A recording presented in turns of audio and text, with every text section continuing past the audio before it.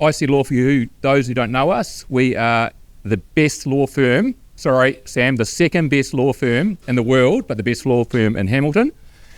We are a general law firm, but we specialise in property, commercial, and so forth. We have offices at Waihi and the Mount, and we even dangle a little bit offshore as well.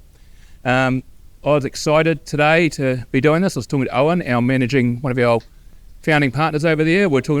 Yeah, there he is. Absolutely. G'day, Owen. It was quite exciting. I was telling him how excited I was to do this, how much I knew about AI, how experienced I was, how I was known for AI. Then Owen reminded me that A stood for artificial, not average. So I handed over to the expert.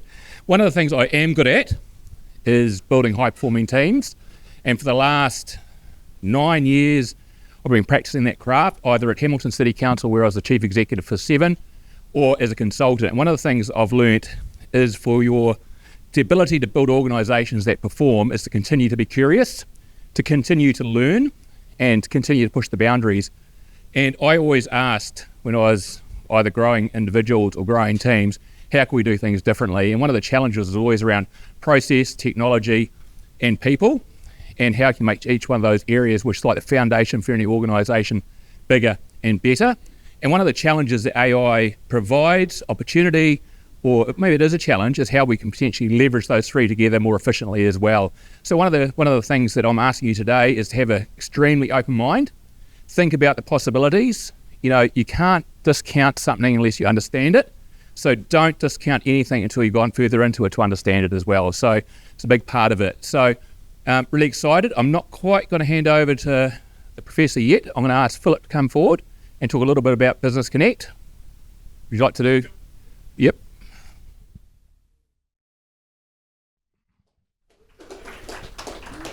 Thank you, Richard. Very pleased to be at IC Law tonight, and this is something that Owen and I had a number of lunches, well, 2, and talked about a vision to have this gathering here tonight. We didn't quite know at that point it was going to be artificial intelligence space, but as things moved on, it headed in that direction. And I was very fortunate to hear Professor Albert speak at a seminar at the university, and I was really impressed with his presentation. It certainly opened my eyes about how AI is going to head for the future of business, not only in New Zealand, but throughout the world. So really happy to have Professor here, really happy to have the support of IC Law, because with New Zealand Business Connect, IC Law has been a supporter of ours pretty much from day one, and supporting the direction that we're going with Business Connect. So really happy to be here at the premises tonight, and as I said, the fruition of the discussions that we've had over a number of months. These things don't happen overnight. So NZ Business Connect was born out of COVID. It basically, when we went into COVID, we had to stop networking with each other. So it was an opportunity to develop something new in terms of a networking form. Very proud of the fact that we're New Zealand owned and not overseas owned. Very proud of the fact that we meet after work and not at some ungodly hour of the morning like 7 o'clock, like traditional networking groups do. One of the most important things for me for Business Connect is that we have a social giving ethos. So our business owners involved are very keen, and they do support our charities that we're associated with. So we have charities in Hamilton, and we also have charities in Tauranga where we've just started up. So that's a really important thing for the development of Business Connect, and for our business owners to support those charities as we sort of grow further throughout New Zealand. So that's it. Welcome to the event. Thank you very much to everyone for taking the opportunity to be here and see the fact that this is where innovation meets opportunity. Excellent. Thanks, Philip. Hey, at the back, Amy, can you put your hand up? Or someone down there put the hand up beside the business card bowl. There's a business card jar back there. So we've got a voucher for $500, and it's for vouchers from a number of the premises in this building, so a number of the restaurants and so forth. So it's worth a shake. There's some very impressive operations out of this area as well. So do that. One of the things that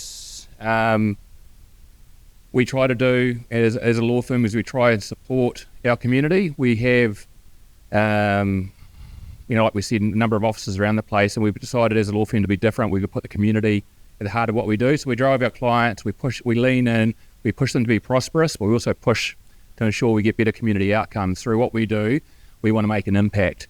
So I've got a bio here. I'm not going to necessarily read all of it. So we're going to welcome up very soon is Professor Albert Buffet. He's a professor of AI and a director at the University of Waikato, co-chair of the Artificial Intelligence Research Association, which sounds really impressive. His research focuses on AI, big data science, and machine learning for data streams. He's a leading environmental data science project, co-leading the open source project, Massive Online Analysis. There was pre-reading to do tonight, and that was a couple of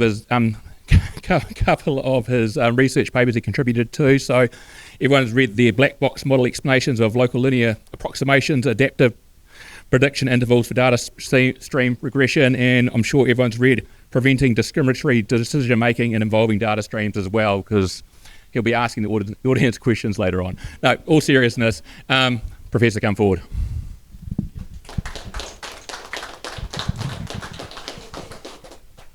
Okay, let's see how it goes. Great, so very happy to be here. So what I'm going to try to do today is basically explain a little bit what is AI, what is not AI, and then what are the risks and the benefits of using AI. So just to start, I'm the director of the AI Institute at University of Waikato at Te Ipu Te Mahara. This is the first AI Institute in New Zealand. We launched in 21, but the University of Waikato has a long tradition on AI, so we were already teaching AI in the 90s. And we have been very, very well known, mostly internationally, in terms of machine learning and AI. So AI is something that nowadays is really, really popular. So I can imagine that everybody knows that AI is going to change everything. But this is in 2018, and that was the CEO of Google. He was already saying that AI was going to change everything, like the internet, like fire, like electricity. It was going to be massive. So there are many. It's very exciting to be on AI right now because there are news every week and new things appearing. So this is recently. So this is the new GPT 4.0. If you have been looking at that, it's quite much better than the previous ones. But I think it's 1 week ago, Apple also is talking about Apple Intelligence, so for AI. And the idea is that if you remember, Siri was really not very smart. So the idea now, okay, let's use ChatGPT to have a smart Siri, right? So this is one of the things that we'll get. So we'll get now, the power of ChatGPT is going to be everywhere. The power of these large language models. So if we look at the market capitalization right now, you will see that the main ones right now are Microsoft, Apple, Nvidia, Amazon, Google, Facebook. All of these are big tech companies, technological companies. It's not a coincidence that these are the companies that have more data and more AI. See that AI basically is based on data, and we'll see that it's not a coincidence that the companies with more data are the ones that are leading not only the AI field, but also the economy. And if you look, we'll say Microsoft, top one. So they decided to go first for cloud, and now it's for AI. So they're really, really thinking that AI is the future. So they are really, really having huge investments on that. So when we talk about AI, I really like to talk about data-driven intelligence, because it helps us to really focus on what is AI and what is not AI, right? Because there are many ways to talk about AI, but I really like this data-driven intelligence. It's basically everything is based on data. So if you don't have data, we don't have intelligence. Everything is on data. If we look at, there was a report on Deloitte, so we're looking at the companies, so how the companies can benefit from using AI. So the first thing is improving efficiency and productivity. Then there is reducing cost. We have improving existing products and services, encouraging innovation and growth. So AI is going to be really, really helpful in improving what we are doing and how we are doing. So that's the main message. So how this works. So basically, if an organization wants to use AI, it needs to have an AI strategy. And the idea is everything is based on the data. So we want to improve on AI, we need to get more data. So this is this virtuous cycle. So the idea is we want more data to get a better product so we can have more users. With more users, more data, more better product, more users. So this is this virtuous cycle that we see all of these big tech companies are basically doing this, right? Improving the product so they can get more data.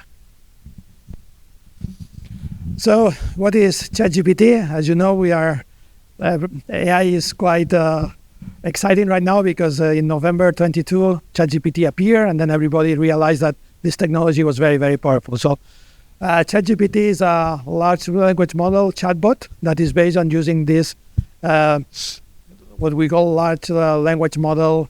This is a model that is closed, is not open, so we really don't know how it's working. But we'll try to explain a little bit how it works. And the idea, I can imagine that how many of you have not used ChatGPT? Never. Okay. So everybody knows how it works, right? So the idea is that we write a prompt and then we get an output, right? So that's the way that these models works. So we can see also ChatGPT really like a meta computer, right? The idea is that instead of using programming languages like Java, C, we are using English. We can have a prompt that could be like a program, could be one sentence, but could be 2 pages, 3 pages, where we detail what we want this system to do. And it's really simple, right? So we write a prompt and then we get the output. So what's the best way to do this? So there are these 2 principles. One is that we need to be very clear and specific on when we write the prompt. And the second one is that we need to give the model time to think. Means that we cannot ask for everything directly. We need to divide that into different tasks and then do that one by one. So in this way, we minimize the errors. And the other important thing is that we need to do that in an iterative way. So we are not going to get the best output at the beginning, the first one. So what we are going to do is that we are going to write a first one, then we'll see what is missing on the output, and then we'll refine, write a new prompt, and we are going to do in an iterative way until we are happy with the final answer. So this is a good example, right? So what we want is basically we need to provide what's the context. That's very, very important. We need to do that. We need to be very, very clear, so the system understands what we are asking. If there are any constraints, we need to specify them, and we need to explain the why we are doing this. So that's an example, right? So could be a very vague prompt, could be write a story, and a good prompt could be one that provides the context, clarity, constraints, and purpose. So for example, this one, write a short children's story about a squirrel who learned the value of sharing with simple language appropriate for 5 to 7 year old. The story should have a positive message and be around 300 words long. Okay, so we need to be very, very specific. But of course, ChatGPT seems really amazing, but it is doing mistakes, it's doing errors. So what are the errors that ChatGPT is doing? We have like 3 types. The first one is algorithmic. So in this case, for example, if we say, repeat the string space David GL, it's not able to do that. It's going to repeat another string that is GNDL. So this is a specific algorithmic error that this system has. The second one is reasoning errors. For example, if we ask, write a title about a book on Tauranga without using the letter A, it tries, but is not able to do that. It gives us a title with the letter A. And when we say, if the letter A is there, it answers, you're absolutely right, and apologize. Here's a correct attempt. But again, it's doing the same mistake, right? It contains the letter A. Finally, the third one is hallucinations, is when it's really, really inventing. So then, for example, in this case, this book of machine learning for data streams. So The first two books are okay, but the last one, Ensemble Methods for Stream Learning on Online Learning, by Albert Riffet, Ricardo Gavaldà, Jeff Holmes, Bernard Faringa, does not exist. This is completely invented. So yeah, this is also, maybe this is the most important mistake, when the system hallucinates and is creating things that are really, really not based on anything. So, what is AI? And I like to explain that in a way that we also understand what is not AI, right? Yes. So I like this definition. There are many, many definitions, but I like this one that says that AI basically is a combination of data, algorithms, and computing power. It's very simple as that. It's only data, algorithms, and computing power. So we are talking about AI right now because we have a lot of data and a lot of computing power. And this is something that we didn't have 10 years ago. Right? AI is really, really important now. Yes. So first, data. So why is data so important? Well, we are generating a huge amount of data. This is something we were not generating before. If we look at the data that is generated on the internet, we'll see that it's really, really massive, right? If we look at all the social media, the amount of data that we are generating is really, really huge. And the interesting thing is that the amount of data is increasing exponentially. So if we look at the data that we can use to train to build these AI models, we'll see that this is growing. So this scale is logarithmic, so it means that this is really exponential. And this is why now we have data that we didn't have 10 years ago. So this is why these models are quite powerful. So what these models use? We don't know what ChatGPT is using because it's a closed model, right? It's private, so we don't know.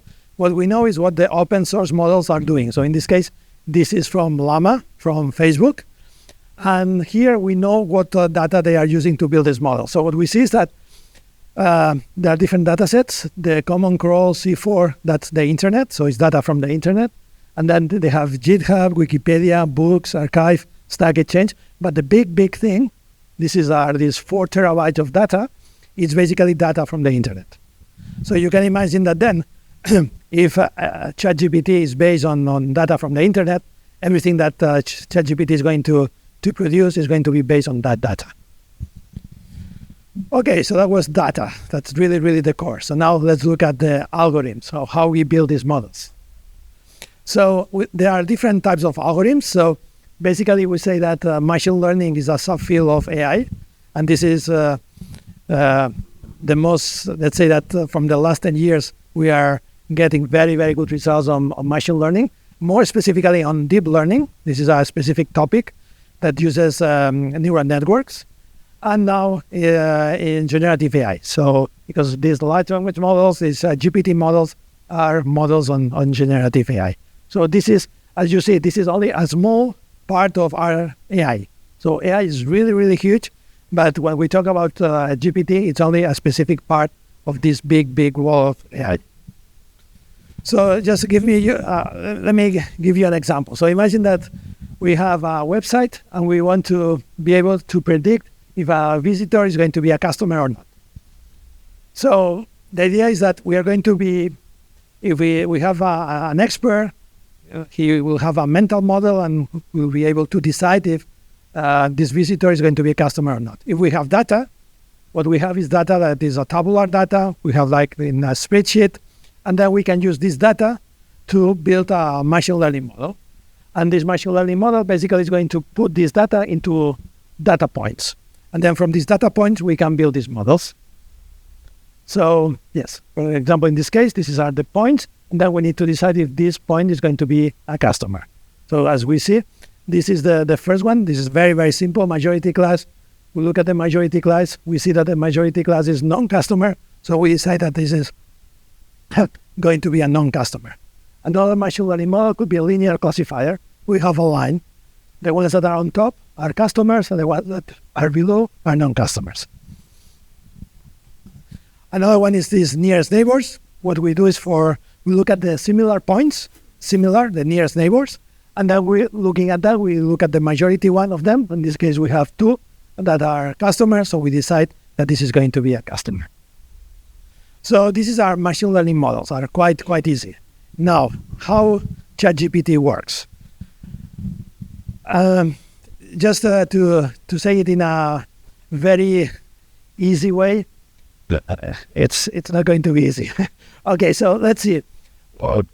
There are like 4 steps. So the first one, maybe is the most important one, is that we're going to build a model using all of this data that we saw that is on the internet. Okay, this is really, really huge amounts of data, and we need a lot of computational power. So we are going to need thousands of GPUs, thousands of computing power, and that will cost like $100 million.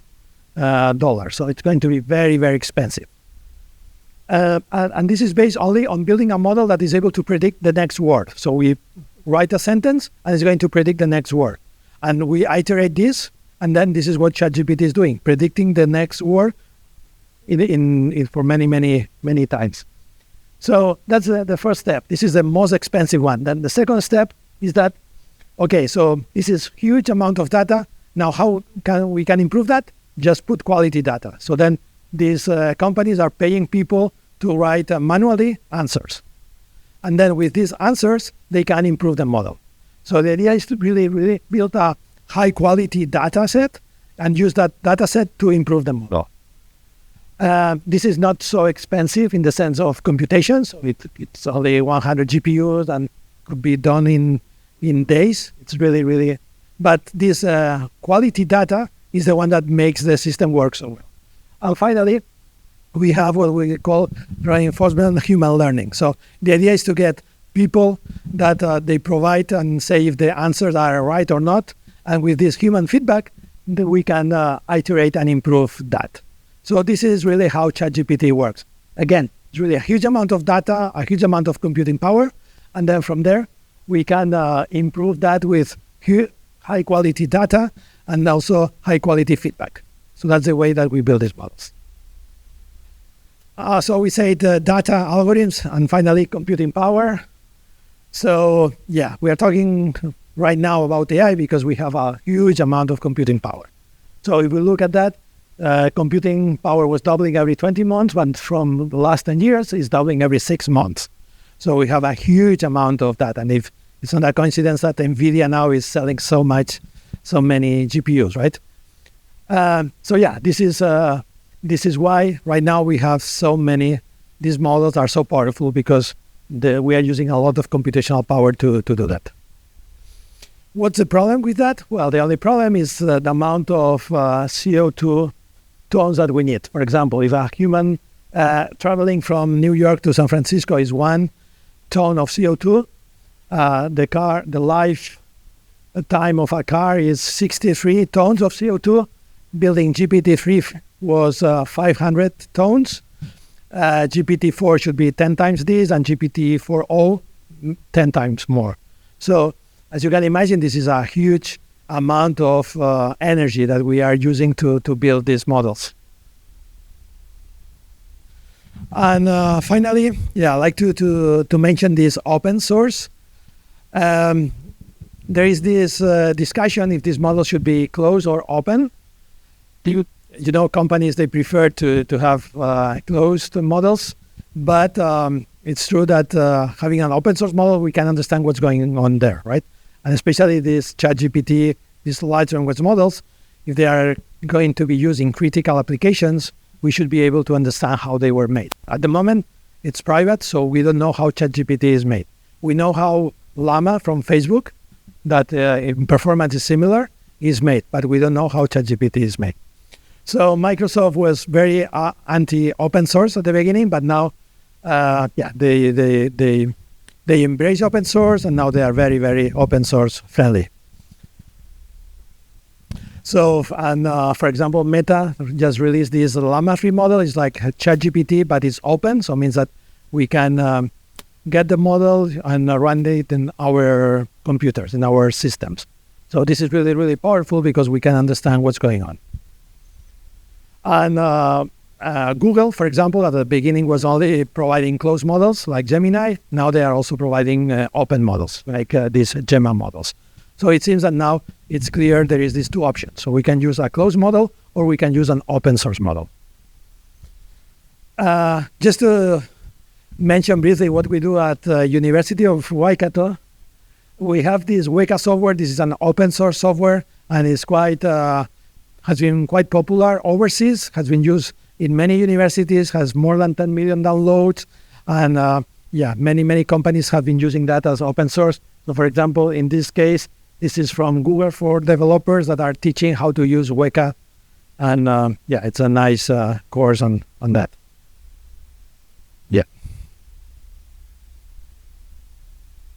Okay, and finally, risk and ethics of AI.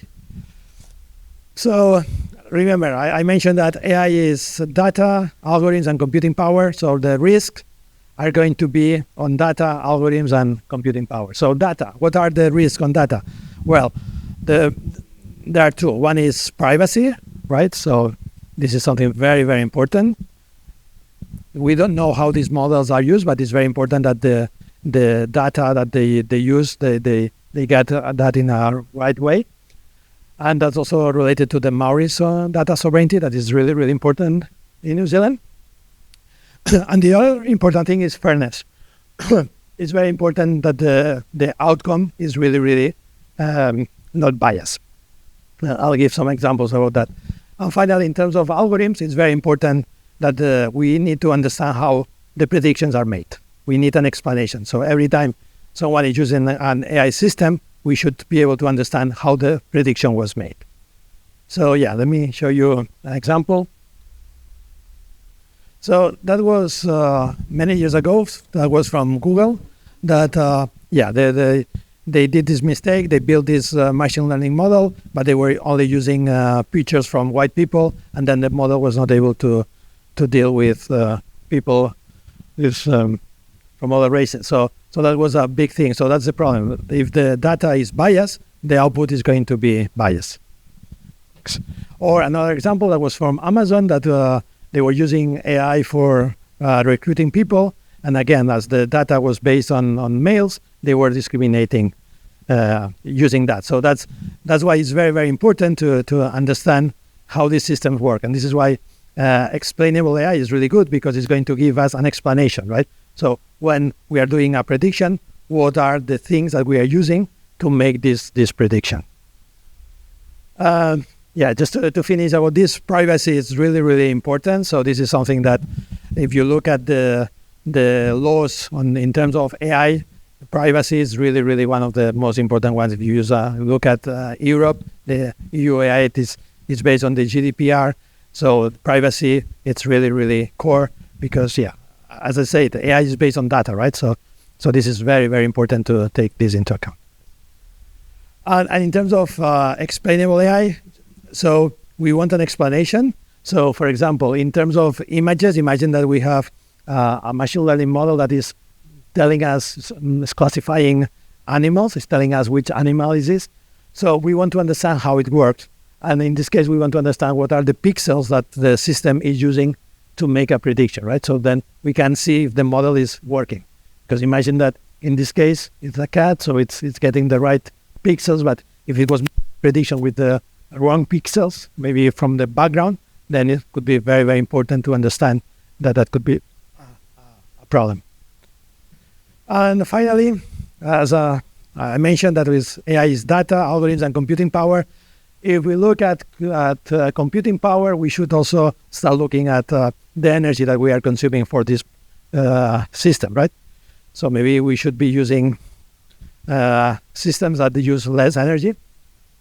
This is why this sustainable AI and green AI is a topic that also is becoming very, very popular right now. And we are working at the university on green AI because we think that this is a way to use AI, but in a more sustainable way. So that was an introduction to what is AI, what is not AI, what are the advantages, and also what are the disadvantages, and what are the risks and benefits. And thank you very much. Please.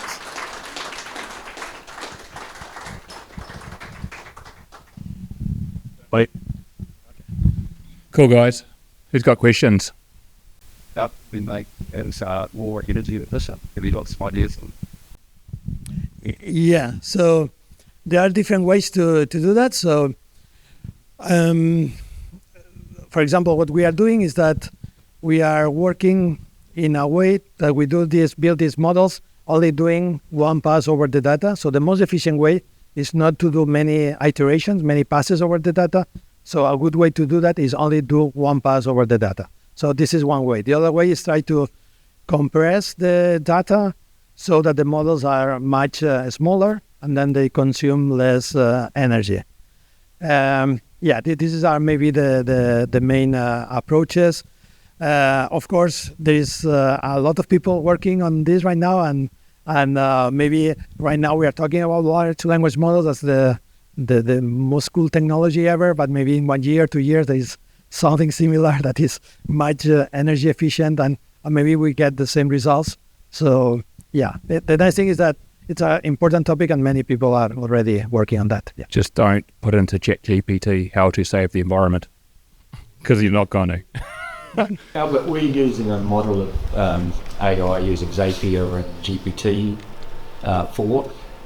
Are you suggesting here that we should probably use an open system? We're a bit concerned about our data now being out in the market, so the more we're putting in, the more concerned we're about it.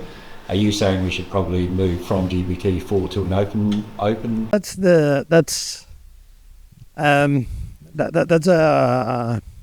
a good discussion. So I think there are people that may prefer open source, people that will prefer closed.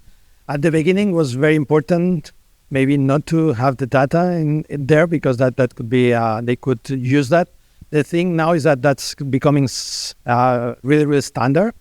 And now, for example, Microsoft is providing this solution. So that's more, I think it's like the phones, the mobiles, right? We have the iPhone and we have Android. The two ways are okay. The nice thing of open source is that you know for sure that no one is going to use that, and it's running on your system. So you know, the approach of using ChatGPT, OpenAI, or Microsoft or Google, then you need to trust them, and then you need to think that they are not going to be using that to improve their models, right? Because they have access to this data, and then they have that.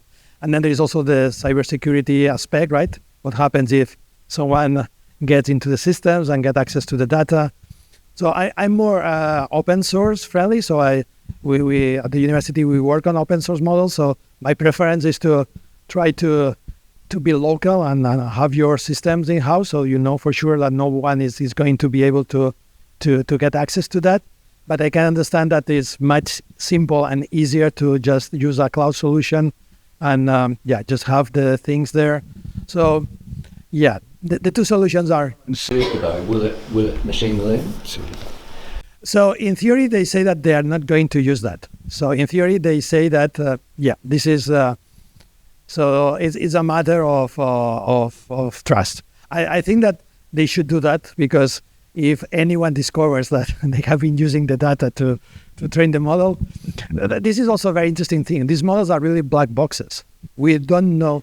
So maybe people will start asking things. Maybe they will be able to find a way to, because there is a lot of guardrails. So just to be sure that everything is right. But maybe in the future, someone discovers a way to get access, to hack the large language models and get access to things. So we don't know. We don't know yet. So that's why, for sure, if you have your model in-house, then you are safe. The other thing is then you trust that everything is going to be fine, and there's not going to be any problem at all. Couple more questions. Who owns AI content? Who owns AI content? The content. So it means the content that is produced by. That's a tricky question, because I think it's content, right? It's something that is produced. So in theory, is the one that uses the system that can claim that he's the author of that. But again, it's needs to follow the laws, right? So if the output is really copy pasting something that is from another person, then that's going to be a tricky part. So I think that in terms of law, there are different approaches. I saw that there are countries that are really, really strict and have hard laws, like in Europe or in China, and countries that are really, really prefer to be having soft laws, like Japan or Switzerland, and other countries that they prefer to be in the middle, and then just put regulation for each sector. So that's also maybe a political discussion in terms of what the government should be doing, right? So should we be very strict on that, or should we be light and allow people to build these systems and use these systems in a free way? But what is important is that all the laws that apply to anyone, that they are going to be continuing. They are already there, and people should be looking at them. It's an interesting question, Yes. and possibly a nice little germane segue to the legal questions that I'm looking to answer. The interesting thing about New Zealand law is that it's very peculiar in this regard. So the New Zealand Copyright Act has been interpreted to allow the person that puts the prompt in to own the work product, which is very unique. And US, for instance, they don't know what is going on and not sure who owns it. I don't think the producers of the bot want to own it because they want it to be available. So it is a funny old aspect and one that we get asked now and again.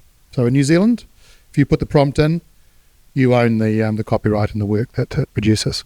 Is this something that can possibly be regulated? And if not, like, in your opinion, the benefits of AI, are they going to the benefits going to overshadow the potential harm this could do to the communities?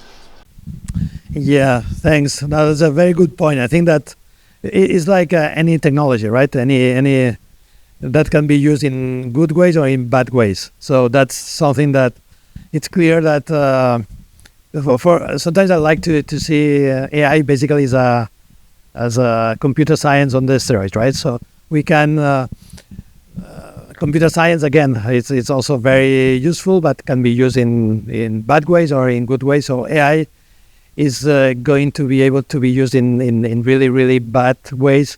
But also we can use AI for defending ourselves and also use it for good things, right? Especially I think it's going to be used to advance science. So we are going to be able to speed up how we do science. So we have a lot of improvements much faster than before. So this is really, really good. For me, the most important thing that we should be discussing, that's a political thing, is who should benefit from using AI. It's something that everybody should be a benefit, or should we leave the economy? And then maybe these big companies are the ones that are going to be the most beneficial.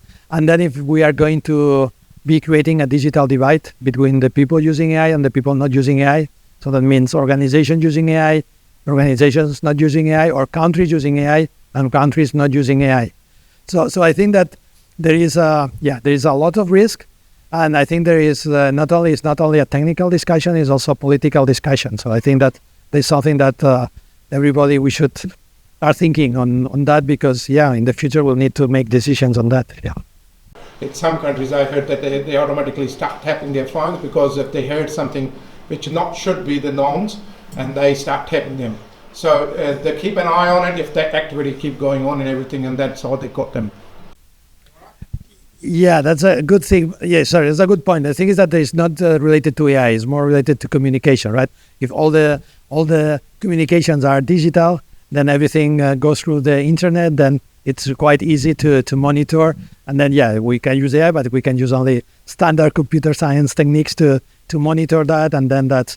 So this is something that is I can imagine is happening in some countries. They use this technology to control people, or to technology in general, right? Computer science can be used in good ways, bad ways. So this is why I think we need a political discussion, right? Because if not, then maybe we'll be allowing things that maybe should not be allowed. I think George Orwell wrote a book on this called 1984. Exactly. Very good. Thank you. Thank you, Professor. Thank you. I'll take the mic after you. Very good. And little token of our appreciation. Thank you. And hopefully you'll hang around for some drinks and some food. Hey, did you guys hear in the news today that McDonald's were trialling AI in 100 drive-through restaurants globally, and they just removed it today because the AI started to argue with punters ordering through the drive-through what they wanted. There's a lady that ordered a caramel ice cream, and every time she asked for one, it gave her a stick of butter. So clearly it's not 100% perfect, but it's real-life issues that they haven't quite got it right. But anyway, I'd like to introduce Owen. Owen is one of our founding partners. IC Law is 7 years in the making next month. Yep. And Owen was instrumental in the growth of the firm together with Asher, and we've got another one of our partners hanging around, Sam, who he was here, probably ran away. So I'd like to hand over to Owen, give it a little bit about your pedigree, and then talk about what you're going to talk about, which is the risk associated with AI, which the Professor may have stolen a little bit of your thunder. I'm glad he did. He speaks far more intelligently and very well on the topic. Before I do start, does anyone want an opportunity just to stretch the legs and refresh their drinks? We have a little bit of time. I'll give you at least 30 seconds. We could have probably fit another dozen lawyers in this space and made lots more money, but we were very keen to ensure that there was space available for these types of events. And so we've been in this building for about 3 years in October, and it was designed to be a social space, designed to be a space that we could interact with our clients and our customers and our stakeholders as lawyers and as people, because the foundation principle of the firm is that we're people first. We just happen to be lawyers, very, very good ones. Asher and I founded the firm in 2017. There was nothing particularly wrong with the firms that we were working for. We were able to cobble together the features of those firms that we liked most and try and extract some of the features of those firms we didn't quite like and put together what you see before you. We started with two. We were sitting around a kitchen bench in our offices just downstairs of here in the Dold building, and we sort of looked at each other and thought, why are we doing this? This is a very odd decision to have made. We could have, if we were going to work around a kitchen bench, we probably could have done it from mine. Could have saved ourselves the rental. But B, we've got so much bloody work to do, and there's only two of us to do it. So we've grown quite quickly to mid-30s now. Richard, is that approximately where we're at? And growing fast. And we think the reason that is the case is that our advice is understandable. It's given at a human level to people that want to do things very well, and we're outcomes driven. So the advice we give is in support of what we understand, having spoken to our clients about what they want, is in support of that outcome. Artificial intelligence has an impact on the law, and artificial intelligence has impacts on your businesses and in the way that AI interacts with the law. What I wanted to do this evening is cover three things. One is the way in which, as a law firm and as an industry, we've adapted to AI. And the second and third things are elements of the law that are interesting from an AI point of view. One of those features is ownership of AI, which I don't need to spend quite so much time on. Thank you very much, Angela, for the question. As a law firm, we have looked at all technology as an opportunity and not a threat. And I think AI is the biggest opportunity that we as a profession have faced for quite some time. I joked at on a panel that I was attending at Lawfest, which is a group of lots of lawyers that get together and talk about technology and law. I joked about the fact that it wasn't that long ago lawyers were talking about not using paper files and converting everything to electronic files, and how frightening that was to a large number of perhaps older practitioners in the profession. But that it didn't take long for the profession and its participants to adapt to a new way of doing things. And I don't think that that we will be Luddite as an industry or we will be slow to take this technology up because the industry as a whole is growing younger and we are a more adaptive group of people than we once used to be. It's an old traditional profession, the law, but it can be practiced in novel and new ways. So as a firm, the way in which we've used AI is initially we've tinkered with it. I think all but one, I think I observed, person in the firm, Charlene, hasn't had a crack at the chatbot. But we've done so with some rules or some caveats for the team. And the critical one is that we can't and ought not to put anything that is confidential or private or a trade secret or something that our clients hold dear into the prompt, because once it's in there for good. And so as a profession, it's something that we've all been warned about, and it's something that as a firm we're very careful to avoid. That doesn't mean we don't use AI. It is a tool that all businesses, I know, I've spoken to those in the media industry that use it to good effect. We're no different. There are very smart people that have put very smart things out into the world that you don't want to pay us to come up with for you. You'd be quite happy, I'm sure, to ensure that we limit the time we spend on your problems, and AI is one of the ways that we can do that. But given the caveat, given the fact that we aren't able to put our clients' confidential information out into the world, we've got to consider how, as a firm and as a profession, we take the tools that are available to us all as business people and apply them in a way that allows us to continue to use those technologies effectively and well and ethically within our rules of professional conduct. So, having spoken to a few people that work in the development of AI, what we're talking about is sort of enterprise AI, which is software which is actually embedded within the organisation that seeks from within the organisation the information that it requires to build whatever it is. And I'll give you an example. A nice example that you should all have, by the way, a will. Now, it is possible for me to employ someone to meet with me after I've met with a client, or even meet with me with a client, with instructions as to how to draft a will, to go away into our library, pull out the correct template that we've spent many, many years cultivating to make sure it's perfect, and start the process of embedding the client's identity, client's instructions into that document. And what AI would enable us to do, and is enabling us to do, is to have a robot do that very step for us. Now, trouble is, as the professor indicated, AI is not going to get it right all the time.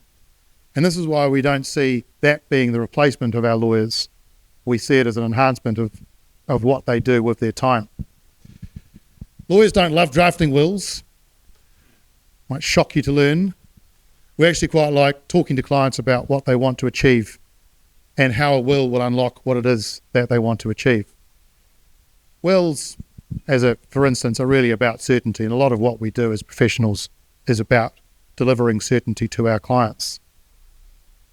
And so what I would love to see our lawyers do more of is sitting with the client for a longer period of time, learning what keeps them awake at night, learning about what they want to achieve in life, in business, and then determining what documents we need to put into place to allow them to achieve that very outcome. And that's why I know that our lawyers will always have a job. And more exciting for them, and exciting for lawyers generally, I think, is that they can spend more of their time day to day actually focusing on what they've come to the profession to do, which is to help, to solve problems.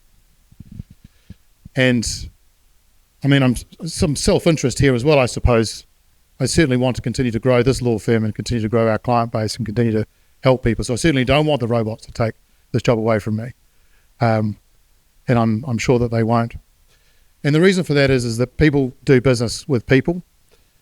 And I think tonight's a fine example of that very principle. We're all here. It's a cold, wintry evening in June, and yet we're out and about chatting. And it took me at least 10 seconds to shut you all up. So that would suggest to me that you're enjoying the interaction with each other. It has nothing to do with artificial intelligence. So in a way, I've covered both the first topic and the last topic. But the other topic I wanted to cover was ownership in respect of artificial intelligence. To summarise, the Copyright Act of New Zealand seems to have been interpreted favourably. I don't think that our Parliament, by the way, wrote the Copyright Act with artificial intelligence in mind. They may have done, they may claim to have done, but I don't believe it. I think what's happened is in fact just our courts and maybe the common sense approach that we have to interpreting things has allowed us to do something a bit unique in the world, which is to say that actually the work is owned by the person that puts the prompt into the AI machine, which is interesting if you think about it, because AI is doing all the work. Work is a funny term in the Copyright Act. What it actually means is the product, the thing that is created, whether it's a piece of music, piece of artistic work, a story. And so, as I saw as a for instance in the professor's presentation, the tale of the 7-year-old girl doing whatever it was with a caterpillar. And if the bot was to produce a story of that nature, the person that had instructed the chatbot GPT, for instance, to create that would in fact own that story, which is in and of itself peculiar. And I suspect we'll see a test of that in the future, because in one respect it doesn't make any sense at all. When we first started the law firm, a principle behind it was technology and its utilisation, trying to make things simpler for our clients, trying to make things simpler for our lawyers, and unlocking our lawyers' time to produce very, very good outcomes for our clients. And from our point of view, AI is just one of those tools. We talked, Sam, I actually can't see him, he's usually the tallest person in the room, maybe he's sitting down. We debated for a while when we first got together in the law firm that we wanted to use the blockchain to create electronic contracts for the acquisition and sale of land, because conveyancing is something we all do. Even if we don't own a house, we certainly live in one. I hope. It's actually not a guarantee at the moment in the Waikato, but anyway, I hope you will live in houses. And so it's a transaction that we will more than likely undertake, and it's a fairly cumbersome transaction, and we understand that, and it's a fairly costly transaction from a time perspective, and also from the relative outcome that you get from involving a lawyer in it. And where we got to was that we just weren't there yet. The law hadn't actually adopted or adapted well enough to what we wanted to deliver using software to allow it to be done. Banks were required to do too many things that weren't able to be done in the blockchain or with software, and lawyers and real estate agents and regional authorities and those sorts of things. But I'm sure the law will adapt, and I'm sure that things will get easier and more effective and more efficient. And that's what we're all about here at IC Law. Thank you very much for coming along. You haven't really given me the signal, but there's a soft signal. It's a very soft signal. You don't want me to carry on for any longer, Richard? No, I don't. No, it's good. Thank you. You know we get charged by the 6-minute unit, right? I do. Last time we used ChatGPT was 4 months ago, and I said, write me a CV that will bullshit my way into a chief executive job at a law firm. And it worked. Well done. Excellent. Hey, guys, at the very back, we've got a business card drawer. Can someone throw their hand in there and pull out a card? Someone that hasn't put a card in there, preferably, because there's some independence issues. Who's going to pull the card? Oh, you can bring it to the front. Owen, you've got integrity, apparently.